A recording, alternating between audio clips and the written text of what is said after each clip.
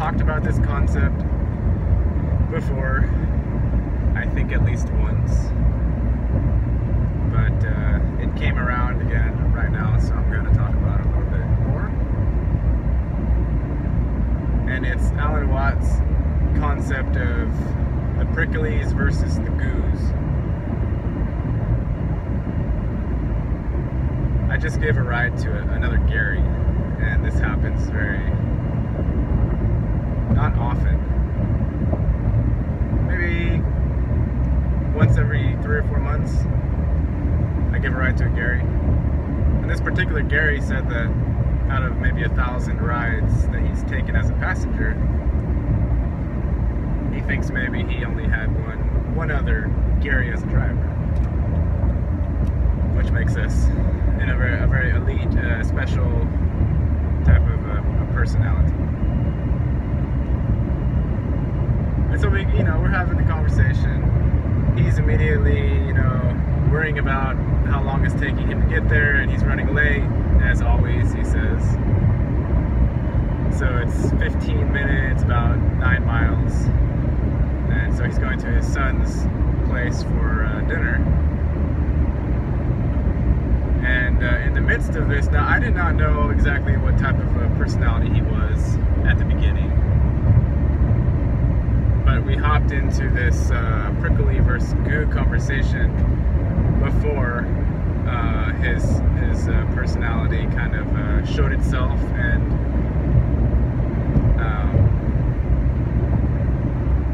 I think the prickly versus goo conversation actually brought his personality out while we were talking about it. It was very interesting. Because at first, when I first picked him up, he was apologizing a little bit for taking a while. He took like maybe 3 or 4 minutes to get into the car. And he said he had, some physical thing.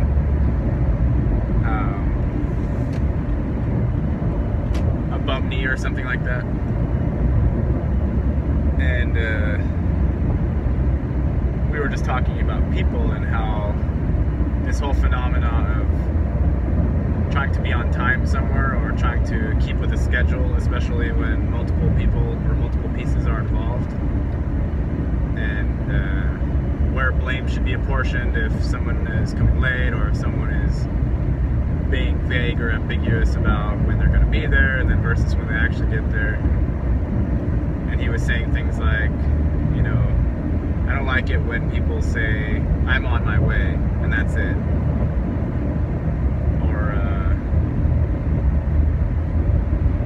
He was basically saying he didn't like vague sort of promises with regards to what time they expect him to arrive. And I was telling him,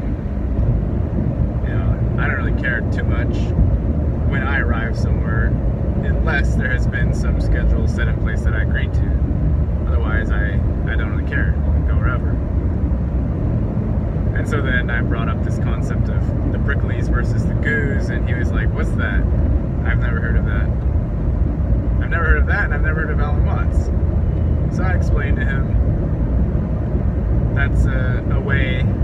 Alan Watts has many different ways of explaining things, but that was basically his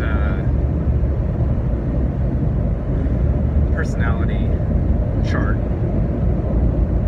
We have what do they call it? The ones you take in school, where you can be, I forget the name of it as always, but I'm pretty sure you all know which one I'm talking about. There are a few, like Myers-Briggs, I think it's called. But Alan Watts broke it all down into just 2 categories. Now it's prickly versus goo. And the pricklies are the anal retentive, the OCDs, the schedule-oriented, the control freaks. They want to know everything. They want the facts. They want promises and proofs and all this stuff. And the gooey people are like the potheads. They're the hippies. They're just floating along, barely paying any mind to what's happening around them, so long as it's not trying to injure them or bother them or something like that. And they just want to have their joint and, maybe have a beer and kick back with some sandals you know, watch the ocean or something. And those are the two basic categories, as he says, but of course, even like with the Myers-Briggs, it's taking those two basic ones and breaking it into like 16 different personality profiles, which of course are also not anything. Yeah, I think it's incredibly difficult to be a prickly one. It's not difficult for the gooey people to deal with prickly people so much, but for the prickly people to try and live in this fluid reality is very difficult. Because they have to, as things are floating by, like ungraspable things just floating on by, they have to sit there and try to like create a box for that cloud that's floating by, and then, you know, name it, you know, figure out its schedule, figure out how it relates to them. When is this like bank of fog gonna come? When is it gonna leave? You know, what's the weather gonna look like? Am I gonna be on time for the wedding rehearsal and all this stuff? And of course the bank of fog is just flowing along, and it doesn't care what time it gets somewhere. It doesn't care even if you put a box around it. It doesn't care at all. But in general, they need each other.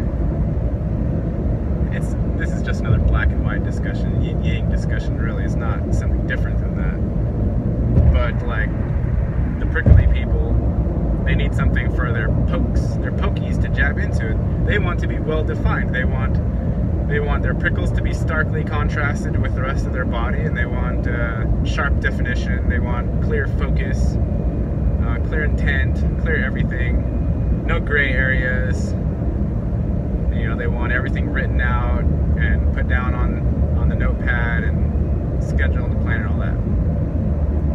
And the gooey people, you know, why they need prickles. Do they need prickles? Do they need prickly people? I'm not exactly sure. Maybe it's possible for the goo just to float along forever and never bounce off anything. I'm not really sure. Maybe the pricklies need the goos more. That's up for debate though, because like even say water, you know, like Bruce Lee, you know, Biwata, he's saying flow where it goes, like let it be. And for water to flow where it goes and to be natural, it needs some form of solidity. It needs a mountain to flow down. It needs leaves to bounce up against and bring them along in the current. It needs gravity, or, you know, electromagnetic pull, whichever you want to call it, density spectrum, in order to have a direction to move in. And the prickly landscape, the sort of semi-solidity of the landscape, is what provides this goo some place to flow in. Otherwise it's just some, you know, like what do you call it, like an amoeba that's just expanding out into nothing forever. And still, I don't know for sure if being prickly is necessarily easier. I think it's more difficult, but I don't know for sure. But they do need each other in a sense there, because they're just essentially opposites. I guess as far as managing your life, if you're one of the two, in form or as an archetype, if you're a prickly or a goo,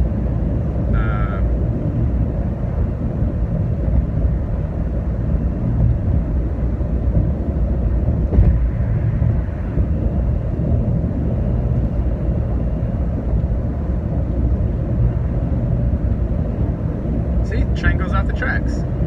How can you be entrained if your train is just flying off in all directions at all times? You can't. It's literally, physically impossible.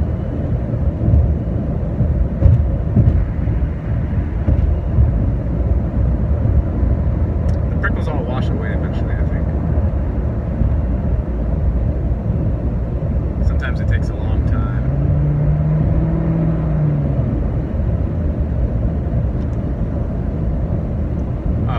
Back to the story anyway.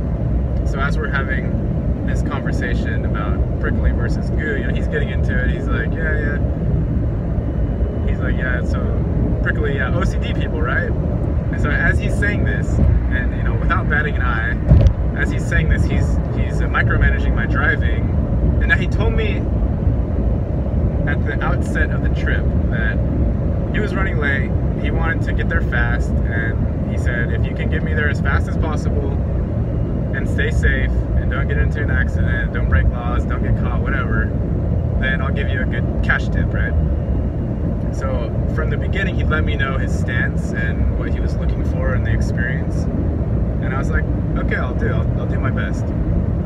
And so while we're going along and we're having this conversation about pricklies and goos, he's micromanaging the driving and saying like, be in this lane, be in that lane, the turn's coming up, and he's also competing with Waze, which is for the most part saying exactly what he's saying. But he wants to still, like, he wants to get that control out of it, right? Because he's been a prickly. But I'm fine with it because he told me at the beginning he wanted that, and I saw midway through the conversation that he self-identified as prickly, right? Like, so he wants to control, he likes to control, he likes the structure, he likes to know when the arrival time is happening, he likes to have updates on, you know, if the ETA is changing or not. He wants to be able to let his son know exactly what time he's arriving by the minute. And so he's going to do his best during the trip to exert that control and guide me if maybe in my gooey status I just slop off to the side of the road and somehow now we're just driving down the beach on accident. Like, he doesn't want that to happen, so he's micromanaging the driving. And, you know, as we're going and I'm seeing him micromanage, I see full well and clear that he's not necessarily doing a whole lot as far as getting us there any faster. And he's telling me everything that Waze is already telling me, and I've already given 10,000 rides, so I already know how to do it. And at the same time, I'm respecting his status as a prickly, and that's his jam, that's what he likes. So he's fine, he can micromanage, it's alright. So we do that, he micromanages. He doesn't want to quite admit he's a prickly, but he pretty much did. And even more so as he kind of saw that I gave him permission to do so, and I wasn't going to judge him or get upset that he was bossing me around or what, something like that. So we're going along, we're having a great conversation, he's micromanaging, it's not doing any good. We're getting there at exactly the same time, and he's feeling like he has control, and I'm flowing along like always, and there's not any problem whatsoever. And then we arrive, probably a couple minutes early. He gives me $10 tip, which is a good cash tip, and he's totally happy with the experience. I didn't feel offended by it or upset because he basically told me from the get-go what he wanted, and I said yeah, and that was that. You know, what else do you need besides something simple like that?